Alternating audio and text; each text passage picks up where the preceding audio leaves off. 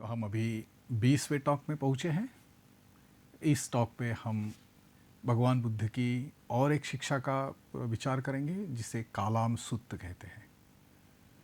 अभी सुत्त क्या है इसके बारे में पहले ही आपको हमने जानकारी दी है। किस तरह से भगवान बुद्ध की शिक्षाओं को सुत्त पिटक में हम देखते हैं। खास करके कालाम सुत्त जो है ये मध्यम निकाय इस सुत्त पिटक के इस ग्रंथ से आता है। मध्यम लेंथ के जहाँ शिक्षाएं बुद्ध की हम देखते हैं। तो ये है कालाम सुत्त। कालाम सुत्त का नाम थोड़ा हम देखते हैं ये ऐसा क्यों है। कालाम ये जो नाम है ये बुद्ध के ज़माने में एक विशिष्ट क्षेत्र में जो लोग रहते थे, केसपुत्त उसका नाम है, वहाँ जो लोग रहते थे उन्हें कालाम कहा जाता था। तो ये कालाम नाम के लोग जो है उनके प्रदेश में जब भगवान बुद्ध जाते हैं, जिस तरह से हमने पहले भी देखा है कि भगवान बुद्ध किसी गांव के, देहात के, किसी कस्बे के या शहर के कुछ दूरी पर रहते थे जहां उनको शांति भी रहे और जो है शहर में भी उनका वास्तव्य न रहे, ऐसी स्थिति में वो रहते थे। तो इसी तरह से कालामों के इस प्रदेश में बुद्ध जाते हैं और जब शाम को अपने खेतों में अपने कार्यों को पूरा करने के बाद ये बहुत सारे कालाम गांव से भगवान बुद्ध जहाँ रहते हैं वहाँ आते हैं और उनके सामने बैठते हैं, उनको वंदन करते हैं, उनकी पूछताछ करते हैं और जो है उनके साथ वार्तालाप शुरू करते हैं। और उसमें कालाम लोग जो है वे कोई समस्या का समाधान करने के लिए भगवान बुद्ध के पास आते हैं। भगवान बुद्ध को वे पूछते हैं कि भगवान, हमारे यहाँ बहुत सारे जो धार्मिक गुरु जो है आते हैं, अपनी अलग अलग शिक्षाओं को वो बताते हैं और जब वो ये शिक्षाएं बताते हैं तो हम बड़े संभ्रमित हो जाते हैं कि किसको सच माने और हमारे लिए क्या उपयुक्त है, इसको कैसे पहचाने, ये हमें समझ में नहीं आता। ये जो सवाल है मेरे ख्याल से आज भी वैसा ही है हमारे लिए। आज तो इंफॉर्मेशन टेक्नोलॉजी की इस दुनिया में इतनी जानकारी, इतनी सारी जो शिक्षाएं चारों तरफ से जो हमारे लिए उपलब्ध है, वास्तव में हमारे लिए कल्याणकारी क्या है, हमारी उपयोग की क्या है, वास्तव में हमारे लिए सही क्या है, ये पहचानना जो है हमारे लिए बड़ा मुश्किल हो जाता है। तो यहाँ जो है, यहाँ भगवान बुद्ध कालामों को किस तरह से बात बताते हैं, ये बहुत ही महत्व की है, जिससे आज हम जिस तरह से जीवन जीते हैं, आज हम जिस तरह से किसी शिक्षा को हमारे लिए उचित या अनुचित निश्चित करने के लिए जिस तरह से हम बात करते हैं, उसकी बात जो है उसकी स्पष्टता हमें मिलेगी। खास करके इसमें और एक बात ध्यान देना बहुत ज़रूरी है कि जब भी हम किसी तरह का क्राइटेरिया अप्लाई करने की कोशिश करते हैं, अब ये क्राइटेरिया जो है खास करके क्या सही है इसके संबंध में, क्या ऑथेंटिक है इसके संबंध में है, इसके संबंध में हमारी कुछ गलत फहमियाँ जो है प्रचलित है समाज में। किन चीज़ों को उनकी जो ऑथेंटिसिटी जो है उसके मापदंड क्या है, उसकी एक विशिष्ट ऐसी व्यवस्था जो है हम देखते हैं। हमारी उन जो धारणाएं हैं उसको हम लोग देखते हैं और इसकी वजह से हम सही चीज़ पहचानने में गलती करते हैं, क्योंकि गलत क्राइटेरिया अपनाने से जो वास्तव में उसका क्राइटेरिया नहीं, उस क्राइटेरिया को अपनाने की वजह से हम सच क्या है उसको हम नहीं देख सकते। तो यहाँ जो है ये 8 बातें जो है हम देखते हैं कि किस तरह से यह क्राइटेरिया गलत ढंग से अप्लाई करने से, गलत क्राइटेरियाज को उपयोग में लाने से हम क्या सच है, उसकी ऑथेंटिसिटी क्या है, ये नहीं देख पाते। सबसे पहले बाय रिपोर्ट, मतलब किसी भी ग्रंथ में अपनी बात रखने वाला या किसी तरह से कोई भाषण में, अपने प्रवचन में ये दावा करे कि यही सच है, इतना बड़ा मैं महान हूँ, मैं गुरु हूँ और मैं कहता हूँ कि यही सच है, और केवल उनके सच कहने से जो है उस बात को सच मानना, ये पहला क्राइटेरिया है। वो कह रहे हैं तो हमने विश्वास रखना चाहिए। हाँ, वो कह रहे हैं ये सच हो भी सकता है, लेकिन केवल उनका ये कहना कि ये सच है, उसके सच होने का प्रमाण नहीं हो सकता। दूसरा, बाय ट्रेडिशन, कोई भी शिक्षा केवल परंपरा से चली आई है, ये उसके सही होने का क्राइटेरिया नहीं हो सकता। परंपराएं सही हो सकती है, लेकिन मात्र वह परंपरा है इसलिए वह सही है, ऐसा आप उसको नहीं कह सकते हैं। और ये जो है, खास करके हम देखेंगे, ये दोनों बातें देखते हैं कि दावा करने वाले तो बहुत होते हैं और वो इंसिस्ट करते हैं कि हम दावा कर रहे हैं इसलिए ये सही है और आपको ये स्वीकारना चाहिए, मानना चाहिए। दूसरा, ये भी हम बहुत बार आर्ग्यू करते हैं कि ये परंपरा से चलते आया है, तो आप कौन होते हो सवाल पूछे हुए? कितनी सारी पीढ़ियों ने, कितने सारे सालों से, सैकड़ों सालों से, हजारों सालों से ये चलते आया हुआ है, यही हमारी परंपरा है और इसको तुम सवाल नहीं पूछ सकते हो। और इसलिए उसको सच कहते हुए हम अपने उसके तरफ, उसके प्रति सवाल पूछने के लिए जो कुछ दरवाजे हैं वो बंद कर देते हैं। और इसलिए ये ट्रेडिशन है और आपको सवाल पूछने की ज़रूरत नहीं, इतने सालों से ये चलते आया हुआ है, इसीलिए ये सच है, ये कहते हुए जब हम उसको पकड़ते हैं तो हम कहीं गलत कर रहे हैं, हम उसको सही क्राइटेरिया को अप्लाई यहाँ पर नहीं कर रहे हैं। इसमें यह नहीं है कि ट्रेडिशन है तो गलत ही है, लेकिन ट्रेडिशन सही हो सकती है, वो सही कैसी है इसके बारे में अगर हम उस पर चर्चा नहीं करते, विचार नहीं करते, उसका इन्वेस्टिगेशन नहीं करते और किस अर्थ से ये सही है इसको अगर नहीं देखते हैं तो हम फंस जाते हैं। और अगर वो सही है ट्रेडिशन, तो इन्वेस्टिगेशन करने से सही ही निकलेगा, अच्छा ही निकलेगा। तो फिर इन्वेस्टिगेशन करने का डर क्यों है? तो इसलिए सबसे पहले कि इसे न डरे, परंपरा भले ही है लेकिन परंपरा को भी अगर हम स्वीकार करते हैं तो उसको भी खुली आंख से उस पर विचार करते हुए, उसके प्रोज एंड कॉन्स जो है उसको देखते हुए उसका अगर स्वीकार करते हैं तो हम देखते हैं कि ये वास्तव में हम इसमें नहीं फंस रहे हैं। उसके बाद तीसरी बात है कि लोग कहते हैं, हियर से। इतने सारे लोग तो इसके पीछे जा रहे हैं, इतने सारे लोग तो कहते हैं।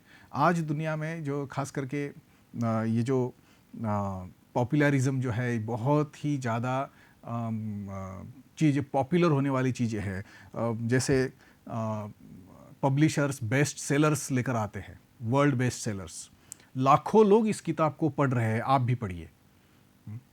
लाखों लोग इस बाबा के तरफ, इस बुआ के तरफ जा रहे हैं, आप भी जाइए। लाखों लोग जा रहे हैं, लाखों लोग मान रहे हैं, हजारों लोग ये कर रहे हैं, इसका मतलब ये सच ही है। और नहीं तो वो इतने सारे लोग नहीं जाते, अगर सच नहीं होता तो इतने लोग नहीं जाते। खास करके हो सकता है ये सच है इसलिए इतना लोग जा रहे हैं, लेकिन ये इतने लोग जा रहे हैं और इसलिए आपको उसको सवाल पूछने की ज़रूरत नहीं, ये सच ही है ऐसा मानकर अपनी आंखें बंद करना ये अपने हित में नहीं है। और इसलिए अगर हम इस तरह का कोई क्राइटेरिया अप्लाई कर रहे हैं कि यहाँ इतने सारे लोग इसके तरफ जा रहे हैं और इसलिए ये बराबर है, ये सही है, नहीं, रुकिए।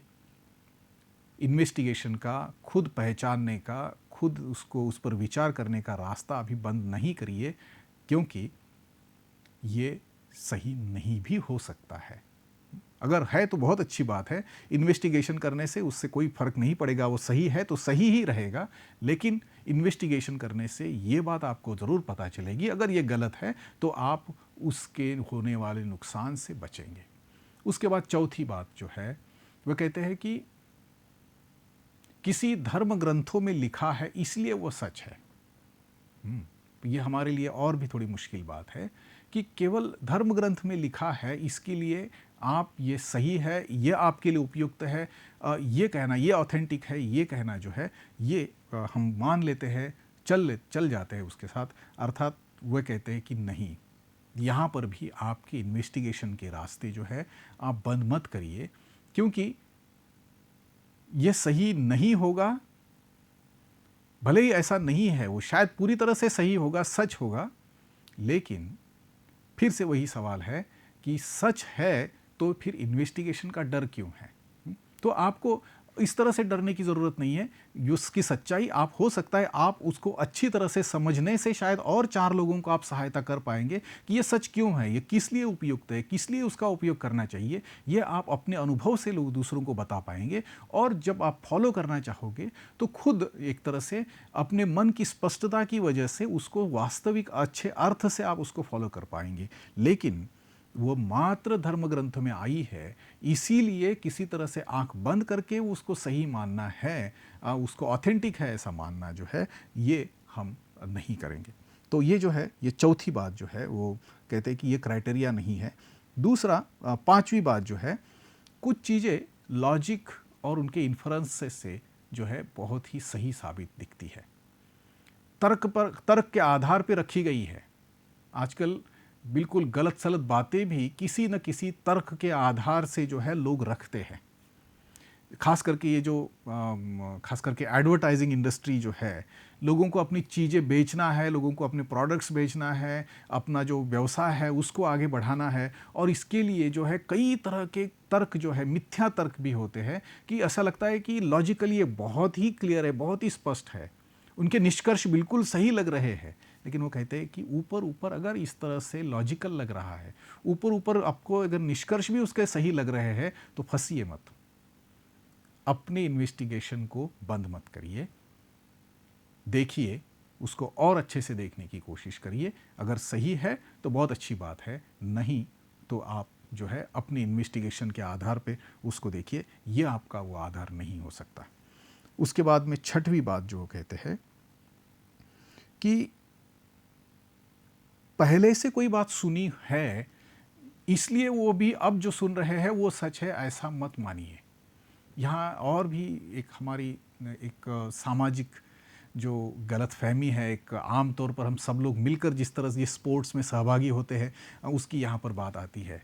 खास करके व्हाट्सएप जो आज चलता है, फेसबुक पर आप जो देखते हैं बहुत सारी पोस्ट, खास करके व्हाट्सएप की बात अगर हम देखेंगे तो कुछ तो गलत सलत इन्फॉर्मेशन जो है लोग डालते रहते हैं और हम पढ़ते हैं उसको, और फिर जब और 4 महीने के बाद वही इन्फॉर्मेशन आपको फिर से आ रही है तो ये आपके दिमाग में है कि इस तरह का कुछ आपने पढ़ा था, पहले ही आपने को मालूम है कि इस तरह का है, और फिर से अगर उसी तरह से उसी दिशा में कुछ इन्फॉर्मेशन आती है तो एक तरह से आप कंफर्म हो जाते हैं कि नहीं, हमने पहले ही देखा हुआ है, पहले ही सुना हुआ है, तो ये अगर ऐसा है तो ये सच होगा।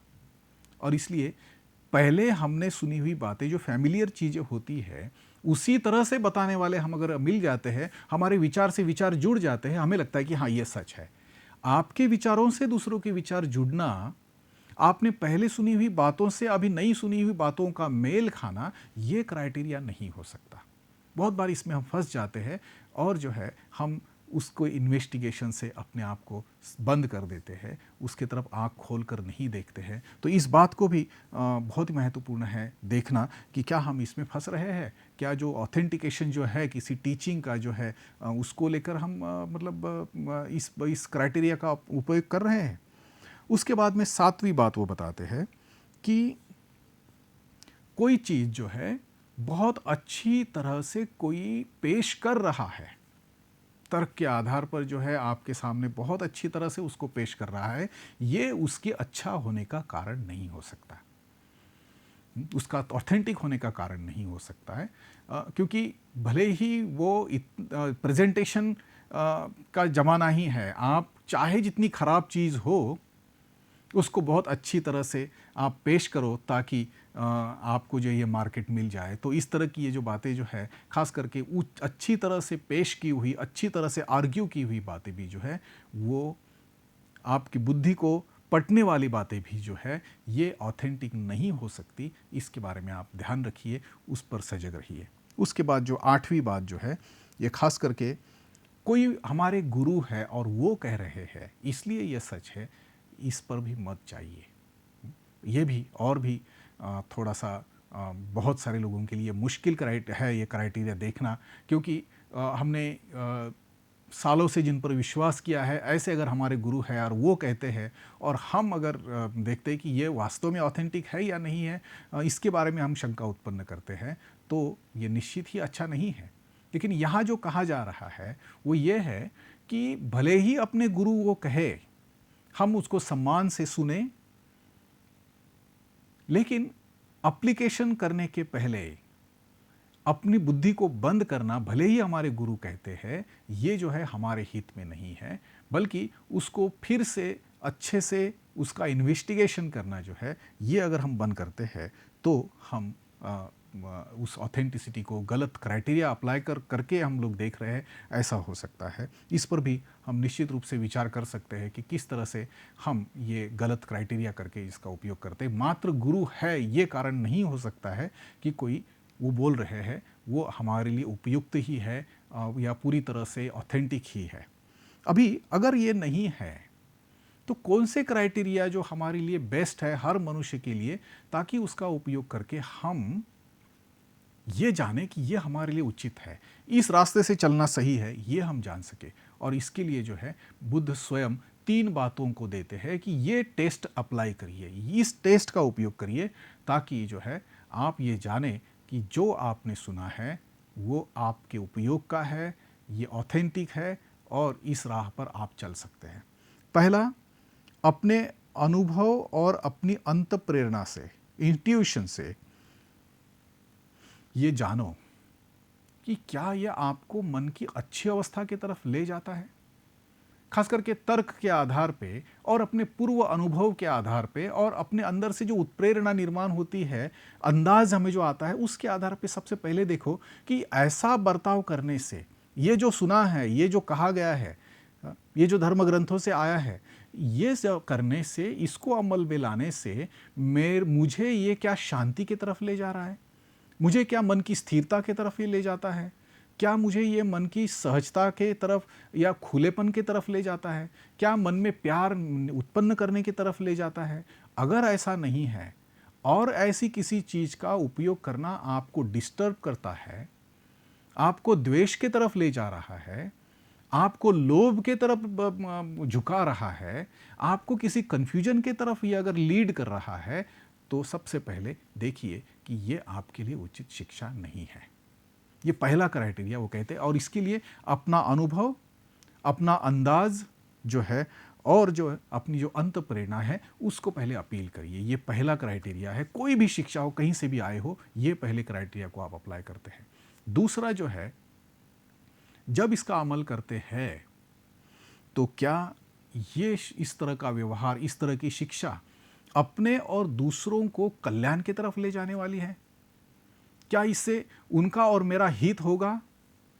अगर हो सकता है कि ऐसा करने से मेरा हित होगा लेकिन उनका नुकसान होगा, शायद ऐसा करने से उनका फायदा होगा लेकिन मेरा नुकसान होगा, दोनों में से किसी का भी अगर नुकसान करने वाली है, तो निश्चित रूप से ये सुख के तरफ, ये जो है वास्तविक ऑथेंटिक शिक्षा मेरे लिए नहीं है, ये आप जान सकते हैं। और प्रत्यक्ष अप्लाई करके, प्रत्यक्ष उस पर चिंतन करके, ये मेरे और दूसरों को किसी तरह का नुकसान तो पहुंचाने वाली नहीं है, इस बात को अगर देखते हैं, तो ये दूसरा क्राइटेरिया जो है आप स्वयं उसको अप्लाई करते हैं और देखते हैं कि इसकी ऑथेंटिसिटी जो है आप खुद टेस्ट करते हैं। उसके बाद तीसरी बात जो है वह कहते हैं कि क्या जो ज्ञानी लोग हैं, मेरे परिचित या मैं जिनका सम्मान करता हूँ, ऐसे जो ज्ञानी लोग हैं, क्या इस बात को अप्रूव करते हैं या डिसअप्रूव करते हैं? इस तरह की शिक्षा को वो स्वीकारते हैं या नहीं स्वीकारते, इसके बारे में उनकी क्या राय है? यहाँ ये बहुत महत्व की बात है कि भले ही आप अपने अनुभव से इस बात को जानो, अपने अनुभव से आप इस बात को निश्चित करो कि हाँ, ये ऐसा है, ये मेरे अनुभव से जो है अच्छी तरफ दिशा में ले जा रहा है, मेरे अनुभव से ये कल्याण की तरफ ले जा रहा है, इतना होने के बाद भी वही मत रुकिए। जो ज्ञानी जन है, एक तरह से हम कंसल्टेशन जिसको कहते हैं, चर्चा करिए। हो सकता है कि आपका मित्र जो है इस चर्चा में आपको कोई ऐसे आयाम बताएगा जिससे आपकी आंखें खुल सकती है। हो सकता है कि जो आपसे थोड़े और भले बुरे का जो विचार अच्छे से कर सकते हैं, उन लोगों के साथ चर्चा करके देखिए, शायद वे आपको इसके लिए सहायता कर सकते हैं। तो जो भी है, महत्व की बात यह है कि क्या आप कंसल्टेशन कर रहे हैं।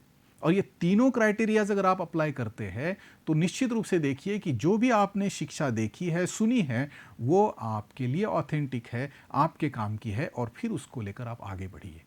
यहाँ जो है इन तीनों क्राइटेरियाज का एक बहुत ही महत्वपूर्ण तत्व यह है कि इसके लिए हम पूरी जिम्मेदारी खुद लेते हैं। अगर कोई गुरु कहते हैं कि हाँ, ये मेरे गुरु है और उन्होंने जैसा किया वैसे मैंने किया, लेकिन देखो अभी कैसा हो गया, मैंने तो उनको पूरा विश्वास रखा, वो तो गुरु है और उन्होंने जो किया वो कहा है वही तो मैंने किया, लेकिन देखिए मेरा नुकसान हो गया। तो ऐसा कहने की नौबत आपको नहीं आएगी। आप जो कर्म कर रहे हैं उसका जो जिम्मेदारी जो है उसकी आप ना अपने गुरुओं पर डाल सकते हैं, ना ही अन्य किसी पर डाल सकते हैं।